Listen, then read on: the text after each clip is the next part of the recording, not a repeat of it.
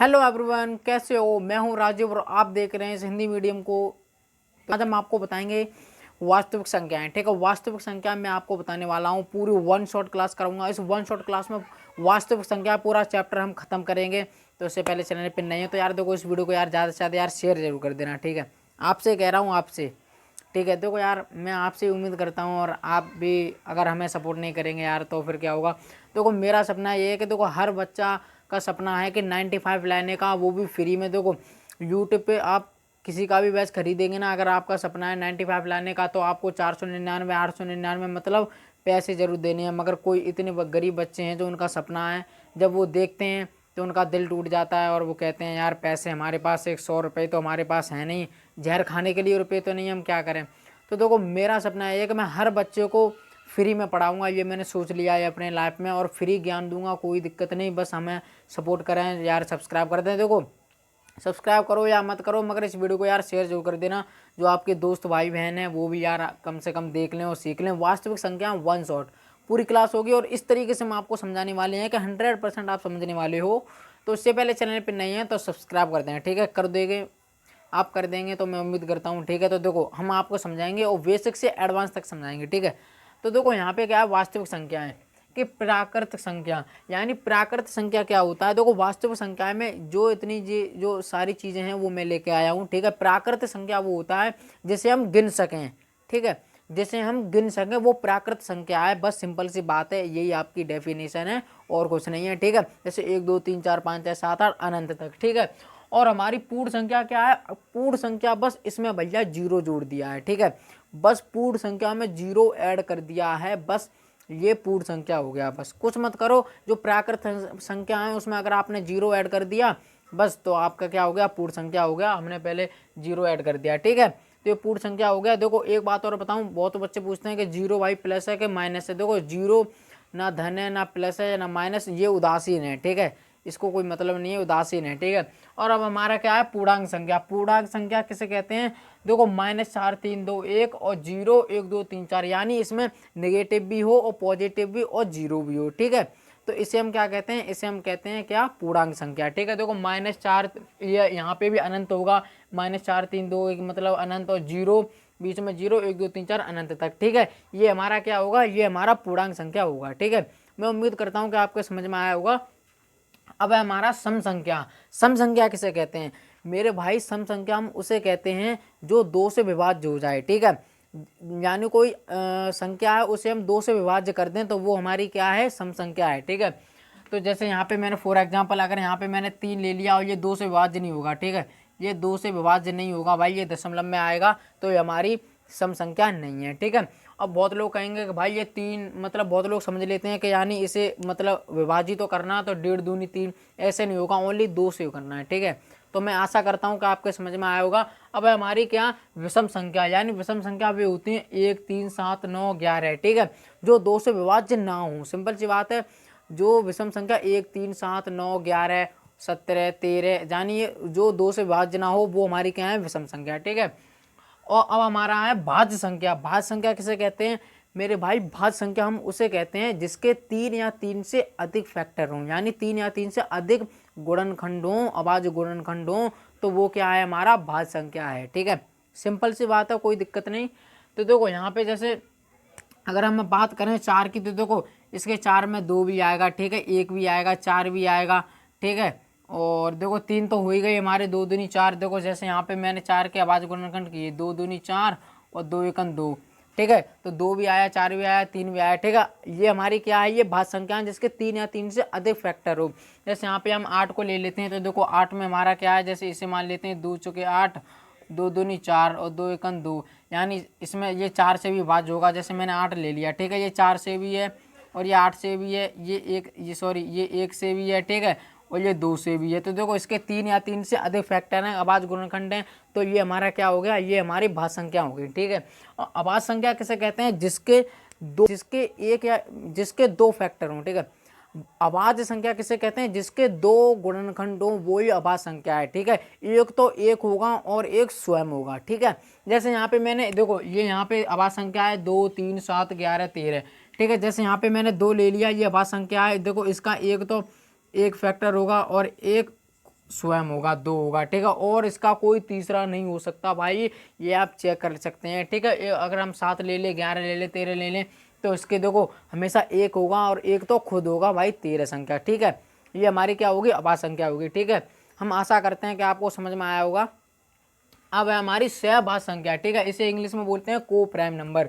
सहभाज्य संख्या देखो भाई कितना अच्छा इंग्लिश में नंबर है, को प्राइम नंबर, ठीक है। इसे इंग्लिश में बोलते हैं, देखो हालांकि आपको हिंदी में पढ़ना है, हम हिंदी मीडियम वाले हैं, देखो चाहे सीबीएसई बोर्ड हो चाहे हिंदी मीडियम हो, ठीक है। उससे यूपी बोर्ड हो उससे कोई मतलब नहीं, ओनली आपको नॉलेज होनी चाहिए, ठीक है।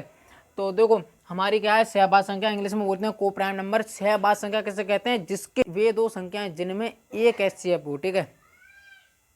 वे 2 संख्याएं जिनका एचसीएफ 1 हो, ठीक है, उसे हम क्या कहते हैं, सहभाज्य संख्या कहते हैं। आशा करते हैं आपको समझ में आया होगा किसे कहते हैं भाई, आपसे ही कह रहा हूँ, आप बताओ यार। वे 2 संख्याएं जिनका एचसीएफ 1 हो उसे हम क्या कहते हैं भैया, को प्राइम नंबर कहते हैं। अरे यार इंग्लिश में मत बताओ भैया, हिंदी में ही बताएंगे, सहभाज्य संख्या कहते हैं, ठीक है। जैसे यहाँ पे हमने ले लिया क्या, जैसे मैंने ले लिया 7, ठीक है, और यहाँ पे मैंने ले लिया क्या, 11 ले लिया, ठीक है। अब ये मैंने, अगर हम इसके एचसीएफ में बात करें भैया, तो इसके गुणनखंड करेंगे तो एक तो 7 गुणा 1, ठीक है। 11 के किया तो क्या हुआ, 11 गुणा 1। अब देखो भाई एचसीएफ में क्या होता है, एचसीएफ में हमेशा कॉमन लिया जाता है मेरे भाई, ठीक है। एचसीएफ में हमेशा कॉमन लिया जाता है। देखो कॉमन क्या है, इसमें 7 तो है नहीं भाई, ना 11 है, कॉमन क्या है, 1 है। तो मैंने आपको क्या बताया था, वे 2 संख्याएं जिनका एचसीएफ 1 हो उसे हम क्या कहते हैं, जिनका एचसीएफ 1 हो उसे हम क्या कहते हैं, सहभाज्य संख्या। देखो यहाँ पे और कॉमन, हमें कॉमन ही तो लेना है, एचसीएफ में हमेशा कॉमन है, तो इसका एचसीएफ कितना हो गया मेरे भाई, 1 हो गया, ठीक है। बस यही हमारी क्या है, सहभाज्य संख्या है, ठीक है। अब आते हैं भाई परमेय अपरमेय, वास्तविक संख्या पे आते हैं। ये तो हमने बेसिक चीज़ें समझ ली, वास्तविक संख्या क्या है, तो चलिए हम समझते हैं, इसे मिटा देते हैं। चलिए फ्रेंड अब आते हैं अपने वास्तविक संख्या पे, ठीक है। वास्तविक संख्या क्या है, वास्तविक संख्या समझेंगे तो देखो वास्तविक संख्या क्या है, ठीक है। देखो वास्तविक संख्या हम उसे कहते हैं, परमेय और अपरमेय को रखा जाता है, वो ही वास्तविक संख्या है, ठीक है। देखो एक जैसे फॉर एग्जांपल यहाँ पे मैं बता रहा हूँ आपको, ये हमारी वास्तविक संख्या है, ठीक है। इनमें भैया क्या रखा जाता है, एक तो अपरमेय संख्या रखा जाता है, भैया क्या रखा जाता है, अपरमेय संख्या, अपरमेय संख्या, ठीक है। एक तो अपरमेय संख्या और एक परमेय संख्या, ठीक है। एक क्या है, परमेय संख्या रखा जाता है, ठीक है।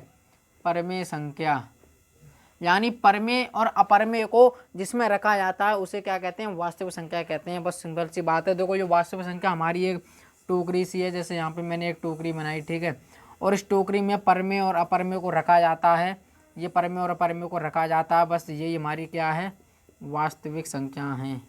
बस इसे ही वास्तविक संख्या कहते हैं। सिंपल सी बात है, कुछ नहीं, कोई बड़ी बात नहीं है, बस यही है हमारा वास्तविक संख्या। अब आप कहेंगे परमेय और अपरमेय क्या है, ठीक है। तो देखो परमेय संख्या क्या है, तो पहले हम समझेंगे परमेय संख्या। हम यहाँ पे बताते हैं आपको परमेय संख्या। देखो P/Q के रूप में, देखो जिसे हम P/Q के रूप में लिख सकते हैं, और Q इक्वल टू नॉट 0 होना चाहिए भैया, और Q हमारा P और Q यानी दोनों पूर्णांक होना चाहिए, ठीक है।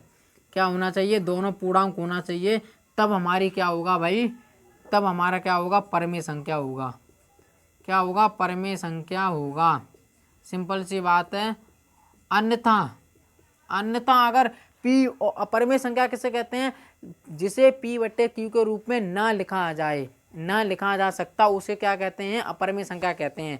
तो देखो परमेय संख्या को हम क्या लिखते हैं, देखो पूर्णांक को Q इक्वल टू नॉट 0 होना चाहिए, और पूर्णांक और परमेय संख्या होगा, ठीक है। जैसे फॉर एग्जांपल के लिए अगर हम यहाँ पे 3/1 ये परमेय संख्या है, ठीक है, 4/1 ये भी परमेय संख्या है, ठीक है। और जैसे यहाँ पे मैं लिखूँ √16, ठीक है, 3 ये भी परमेय संख्या है हमारी, ठीक है। तो ये क्या है, हमारी एक परमेय संख्या है, ठीक है। तो मैं उम्मीद करता हूँ कि आपको समझ में आएगा। अन्यथा अगर P/Q के रूप में ना लिखा जा सके उसे हम क्या कहते हैं, अपरमेय संख्या कहते हैं, ठीक है।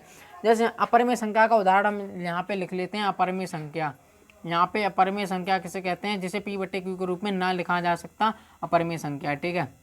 बस सिंपल से कोई डेफिनेशन क्या है यार, अपरमेय संख्या P/Q के रूप में लिखा जा सकता है, वो P/Q के रूप में लिखा जा सकता है, वो तो परमेय संख्या है, ठीक है। और जो P/Q के रूप में नहीं लिखा जा सकता वो परमेय संख्या है। यहाँ पे मैंने उदाहरण भी दे दिया। देखो परमेय संख्या को हम, देखो Q इक्वल टू नॉट 0 होना चाहिए। देखो जैसे यहाँ पे हमारा 0 है, ठीक है, और जिसके बट्टे में कुछ नहीं होता सबका मालिक एक है। ठीक है, तो यहाँ पे ये क्या हुआ, ये भी भैया परिमेय संख्या हुआ। ठीक है, ये भी परिमेय संख्या क्यों पी बट्टे क्यू के रूप में लिखा जा सकता है। देखो पी तो यानी अंश बट्टे हर, इसे क्या कहते हैं अंश, ये अंश हुआ मेरे दोस्त, और ये क्या हुआ, ये हर हुआ। ठीक है, ये क्या हुआ हर। देखो हर जीरो नहीं होना चाहिए, अगर हर जीरो हुआ तो वो भाई परिमेय संख्या नहीं है। ठीक है, यानी अंश तो हमारा जीरो हो सकता है बट हमारा ये जीरो नहीं हो सकता, तो हमारी क्या होगी, परिमेय संख्या होगी। ठीक है, सिंपल सी बात है। यहाँ पे साफ साफ लिखा है Q equal to not zero, यानी Q हमारा जीरो नहीं होना चाहिए कभी भी। ठीक है, तो आशा करते हैं कि आपको समझ में आया होगा। और अपरिमेय संख्या किसे कहते हैं, पी बट्टे क्यू के रूप में ना लिखा जा सके उसे अपरिमेय संख्या कहते हैं। जैसे यहाँ पे मैं उदाहरण के लिए आपको जैसे एग्जाम्पल, जैसे √3, ठीक है, √5, √7, ठीक है, और यहाँ पे 2√5, ये भी हमारी अपरिमेय संख्या है। ठीक है, ये क्या है, अपरिमेय संख्या है, ये अपरिमेय संख्या के उदाहरण है। तो मैं उम्मीद करता हूँ कि आपको समझ में आया होगा। तो ठीक है, चलिए अब देखो यहाँ पे परिमेय और अपरिमेय आपने समझ लिया। ठीक है, परिमेय और अपरिमेय क्या है। तो देखो मैं आपको एक बात और बताऊँ, परिमेय और अपरिमेय, अगर परिमेय में किसी परिमेय संख्या में और हमने प्लस किया, माइनस किया, गुणा किया, भाग किया, और किसी परिमेय संख्या में तो उसमें बराबर में क्या आएगा। ठीक है, तो वो हम यहाँ पे समझेंगे। तो चलिए फ्रेंड, अब हम समझते हैं परिमेय और अपरिमेय। तो हमने समझ लिया कि इक्वल टू नॉट जीरो होना चाहिए, क्या होना चाहिए, हमने बेसिक चीज़ें समझ ली। अब हम आपको एक चीज़ और बता दे रहे हैं। ठीक है, सिंपल सी है। देखो अगर यहाँ पे मैंने परिमेय में अगर कोई परिमेय है, ठीक है, सिंपल सी बात है, कोई परिमेय संख्या है और हमने किसी परिमेय संख्या में प्लस किया, चाह तो माइनस किया, चाह तो हमने भाग किया, चाह तो हमने गुणा किया। ठीक है, अगर हमने ये किया किसी परिमेय संख्या में तो हमारा क्या आएगा, तो बराबर में हमारा परिमेय ही प्राप्त होगा। ठीक है, सिंपल सी बात है, हमें परिमेय संख्या ही प्राप्त होगी। ठीक है, और अगर हमने, अब आप कहेंगे भाई एक चीज़ ही बता दी और बताओ, अरे यार बताएंगे इतना यार ज़्यादा वो मत करो। ठीक है, तो ये तो हमने समझ लिया। अब हम समझेंगे, देखो हमने परिमेय में, अगर परिमेय संख्या में अगर हमने चाह तो प्लस किया, चाह तो माइनस किया, चाहे भाग किया, चाहे गुणा किया किसी अपरिमेय संख्या में, तो हमें क्या मिलेगा भाई, तो सिंपल सी बात है, तो हमें क्या मिलेगा, अपरिमेय ही मिलेगा। ठीक है, तो हमें क्या मिलेगा, अपरिमेय ही मिलेगा। सिंपल सी बात है। ठीक है, कोई देखो ये कठिन बात नहीं है, डिफिकल्ट बात नहीं है, बस आपको ये समझना है। ठीक है, और कुछ नहीं करना। और तो जो क्वेश्चन है वो हम आपको करा देंगे और 100% ऐसे समझाएंगे कि देखो जो एक क्वेश्चन है नहीं, √5 एक अपरिमेय संख्या है, ये देखो 90% में से 80% टीचर क्या करते हैं कि रटाते हैं, रट लो इस क्वेश्चन को, कुछ मत करो। देखो हम आपको ऐसे समझाएंगे कि आपको 100% समझोगे और कुछ नहीं आपके लिए, वो आपके लिए हलवा हो जाएगा। ठीक है, तो देखो अब यहाँ पे हम तीसरा समझते हैं। क्या यहाँ पे हमने तीसरा, देखो अगर अपरिमेय संख्या में भाई अगर हमने चाहे तो प्लस किया, चाहे माइनस किया, चाहे गुणा किया, चाहे भाग किया किसी अपरिमेय में, ठीक है, तो क्या प्राप्त होगा, तो हमें प्राप्त होगा भाई क्या, तो हमें परिमेय भी मिलेगी और अपरिमेय भी मिलेगी। ठीक है, सिंपल सी बात है, परिमेय भी मिलेगा, अपरिमेय भी मिलेगा। जैसे यहाँ पे अभी हम आपको एग्जाम्पल बताएंगे, तो हमें क्या प्राप्त होगा, परिमेय भी प्राप्त होगा और हमें अपरिमेय भी। ठीक है, अपरिमेय भी प्राप्त होगा। ठीक है, सिंपल सी बात है। आप चाहें तो इसका स्क्रीनशॉट ले सकते हैं। देखो ये मोस्ट इंपोर्टेंट चीज़ मैं लिखा रहा हूँ और मैं आपको 1 शॉट क्लास करा रहा हूँ। ठीक है, कोई बड़ी बात नहीं है। ठीक है, आप स्क्रीनशॉट ले सकते हैं। और देखो यहाँ पे परिमेय संख्या, कोई परिमेय संख्या करेंगे तो हमें क्या प्राप्त होगा, हमेशा परिमेय ही प्राप्त होगा। ठीक है, और परिमेय संख्या, अपरिमेय संख्या, जैसे यहाँ पे फॉर एग्जाम्पल, देखो मैं आपको एक और बात और बताऊँ। देखो परिमेय संख्या को हम अगर, जैसे कोई अपरिमेय संख्या अगर हम उसे कल्पना करेंगे या मानेंगे कि ये परिमेय संख्या है, तो P/Q के रूप में ही तो मानेंगे। ठीक है, P/Q के रूप में मानेंगे। अगर हम किसी अपरिमेय संख्या को किससे दर्शाते हैं, यानी परिमेय संख्या को तो P/Q के रूप से दर्शाते हैं, अपरिमेय संख्या को T से दर्शाते हैं। ठीक है, T से दर्शाते हैं भाई अपरिमेय संख्या को। ठीक है, तो यहाँ पे हमने यहाँ पे क्या किया, जैसे हम परिमेय और अपरिमेय, तो यहाँ पे देखो मैंने लिखा 2√5। ठीक है, अब ये भाई देखो ये तो क्या है, ये जो है भाई ये क्या है, ये तो एक परिमेय संख्या है। देखो Q को हम परिमेय संख्या से P/Q को हम दर्शाते हैं, और ये √5 है, ये क्या है भाई, ये एक परिमेय है, इसे हम T से दर्शाते हैं। तो मैंने आपको क्या बताया, परिमेय संख्या, अपरिमेय संख्या, अगर हम प्लस किया, चाहे माइनस किया, चाहे कुछ भी किया अगर हमने यहाँ पे, तो हमें क्या मिलेगा, अपरिमेय मिलेगा। ठीक है, सिंपल सी बात है, कोई बड़ी बात नहीं। जैसे यहाँ पे मैंने समझ लिया, जैसे फॉर एग्जाम्पल 3 + 2√5। ठीक है, अब देखो ये तो एक परिमेय संख्या है, ये क्या है, ये तो एक परिमेय संख्या है, इसे हमने थीटा से, सॉरी, इसे हमने Q से किया। ठीक है, और ये क्या है, ये एक अपरिमेय संख्या है, इसे हमने टी से किया। तो देखो मैंने यहाँ पे प्लस किया है तो हमें क्या मिलेगा, हमें भाई साहब हमें अपरिमेय ही मिलेगा। ठीक है, सिंपल सी बात है, हमें अपरिमेय संख्या मिली यहाँ पे जो। और देखो अपरिमेय और अपरिमेय में अगर हमने प्लस माइनस गुणा कुछ भी किया तो हमें क्या प्राप्त होगा, अपरिमेय भी परिमेय भी। ठीक है, जैसे यहाँ पे हम उदाहरण समझ लेते हैं। जैसे मैंने लिखा 2 प्लस, ठीक है, √2, ठीक है, यहाँ पे √2, ठीक है, प्लस किया मैंने माइनस √2, ठीक है, इसमें मैंने किया तो हमें क्या प्राप्त होगा, देखो √2 से कट गया, प्लस माइनस, ठीक है। अब देखो 2 और 2 कितना हुआ, 4 हुआ, ठीक है। तो यहाँ पे हमें क्या प्राप्त हुआ भाई, एक परिमेय संख्या प्राप्त हुई। ठीक है, क्या प्राप्त हुई, एक परिमेय संख्या प्राप्त हुई। अब मैंने आपको क्या बताया था, ये भी अपरिमेय संख्या है। देखो 2 + √2 ये क्या है, ये एक अपरिमेय संख्या है। जैसे यहाँ पे मैंने आपको बताया 3 + 2 ये अपरिमेय है, ये परिमेय है, ये परिमेय है, तो प्राप्त क्या हुआ, अपरिमेय।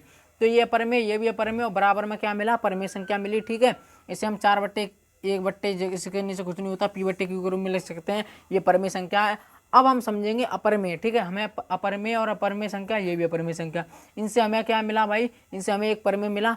ठीक है, जैसे यहाँ पे अब यहाँ पे परिमेय तो मिल गया, अब अपरिमेय भी तो चाहिए भाई, तभी तो यहाँ पे साफ साफ लिखा है परिमेय भी अपरिमेय भी मिल सकता है। बट ये कंटेस्ट नहीं है कि परिमेय मिले अपरिमेय मिले, ये 100% कोई गारंटी नहीं दे सकता कोई टीचर। ठीक है, पर परिमेय मिलेगा अपरिमेय मिलेगा, इन दोनों में से एक मिलेगा, इतनी गारंटी हम ले सकते हैं। ठीक है, तो देखो यहाँ पे मैंने अब जैसे यहाँ पे मैं अब बताता हूँ आपको 2 प्लस, ठीक है, √3 लिखा मैंने, प्लस किया मैंने यहाँ पे 5 प्लस √ कितना 5, ठीक है, यहाँ पे किया। अब देखो हमारा जो 5 और 2 हमारा कितना हुआ 7, ठीक है, प्लस √3 यहाँ पे √5 प्लस कितना √3, ठीक है। अब ये हमारा मिला, ये हमें एक क्या मिला है भाई, ये हमें अपरिमेय संख्या मिली है। ठीक है, ये हमें क्या मिला है, अपरिमेय मिला है। तो मैं उम्मीद करता हूँ कि आपको समझ में आया होगा। अब हम आते हैं अपने सवाल पे, क्वेश्चन पे। तो चलिए, ठीक है यार, वीडियो को शेयर कर दो। देखो शेयर कर दोगे तो आपके लिए अच्छा है। तो 1 शॉट क्लास हो रही है, इस 1 शॉट क्लास में पूरा का पूरा समाप्त कर देंगे, जो क्वेश्चन है वो भी हम आपको अच्छे से समझा देंगे। ठीक है, तो शेयर कर दो यार, जो आपके भाई बहन है वो भी अच्छे से समझें। ठीक है।